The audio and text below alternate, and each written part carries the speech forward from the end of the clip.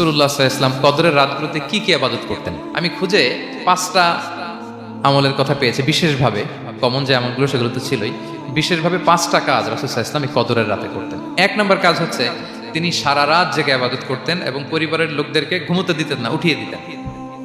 বছরের অন্য কোনো সময়ে সারা রাত জেগে ইবাদত করার কোনো নজির রাসূল সাল্লাল্লাহু আলাইহি ওয়াসাল্লামের জীবনে ছিল না। সব রাতে ঘুমাতেন।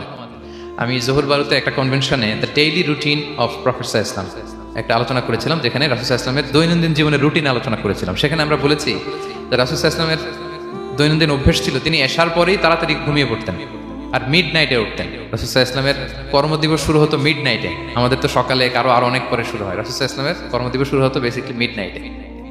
এশার পরে কথাবার্তা না বলে আগে ঘুমোতে যেতেন, মিড নাইটে উঠতেন, কিন্তু ঘুমাতেন। ঘুম ছাড়া রাত কাটাতেন না। সারা বছরের এটা ছিল যে এশার পর ঘুমোতে যেতেন, except the last 10 days of Ramadan. রমাদানের শেষ 10 রাতে রাসূল সাল্লাল্লাহু আলাইহি ওয়াসাল্লাম ঘুমাতেন না। এই 10 দিনের ব্যাপারেই পাওয়া যায় সারা রাত জেগে তিনি ইবাদত করতেন। আম্মা জান আয়েশা রাদিয়াল্লাহু তাআলা আনহা বলেন, ইদা দাখালাল আশরু আহিয়াল লাইলা ওয়া আইকাযা আহলা ওয়া জাদ্দা ওয়া শাদ্দাল মিজার। রমাদানের শেষ দশক যখন আসতো রাসূল সাল্লাল্লাহু আলাইহি ওয়াসাল্লাম সারা রাত জেগে ইবাদত করতেন।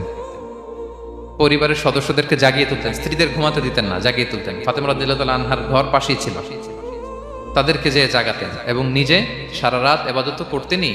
জাদ্দা ওয়া শাদ্দাল মিজার, খুবই বলিষ্ঠভাবে, খুব মজবুতভাবে কোমরে গামছা বেঁধে নামার একটা এক্সপ্রেশন এখানে দেওয়া হয়েছে। মিজার, ইজহার মানে হচ্ছে বাংলা করলে হয় লুঙ্গি। লুঙ্গি আমরা যখন খুব শক্ত কোনো কাজ করতে যাই তখন তারা কি করে, খুব টাইট করে লুঙ্গিটা বাঁধে। তার মানে বোঝানো হচ্ছে রাসূল সাল্লাল্লাহু আলাইহি ওয়াসাল্লাম কোমরে ভালো করে লুঙ্গি বেঁধে বা গামছা বেঁধে আটগাট বেঁধে নামতেন শেষ 10 দিনের জন্য।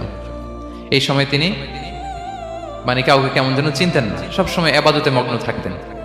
এটা আমরা করতে পারি যে শেষ 10 দিনে, আর যেহেতু 3 দিন বাকি, আমরা একটা স্পেশাল প্ল্যান করতে পারি যে আমরা আমাদের সর্বোচ্চটুকু উজাড় করে দিয়ে লাস্ট 10 days অফ রমাদানের এই বরকত আমরা হাসিল করবো, এটা যেন আমাদের মিস না হয়। তাহলে এটা আমরা একটা পেলাম। 2 নাম্বার হচ্ছে ইতিকাফ করা। রাসূলুল্লাহ সাল্লাল্লাহু আলাইহি ওয়াসাল্লাম রমাদানের শেষ 10 দিন ইতিকাফ করতেন। আমাদের আয়েশা রাদিয়াল্লাহু তাআলা আনহা বলেন, কানা ইয়াতাকিফুল আশরাল আওয়াখির মিন রমাদান। রমাদানের শেষ দশকে তিনি ইতিকাফ করতেন হাত্তা তাওয়াফাহুল্লাহ, ওনার ইন্তেকালের আগ পর্যন্ত এই অভ্যাসটাই তিনি জারি রেখেছেন। সুম্মা আতাকাফা আজওয়াজুহু মিন বা'দি, তারপরে ওনার স্ত্রীরা ইতিকাফ করেছেন। আর 3 নাম্বার হচ্ছে রাসূল সাল্লাল্লাহু আলাইহি ওয়াসাল্লাম এবং জিবরাইল আলাইহিস সালাম যৌথভাবে কোরআন রিভিশন করতেন। খুব ইন্টারেস্টিং। সারা বছর যেটা নাজিল হতো, রমাদানে জিবরাইল আলাইহিস সালাম রাসূল সাল্লাল্লাহু আলাইহি ওয়াসাল্লামকে শোনাতেন, রাসূল সাল্লাল্লাহু আলাইহি ওয়াসাল্লাম জিবরাইল আলাইহিস সালামকে শোনাতেন।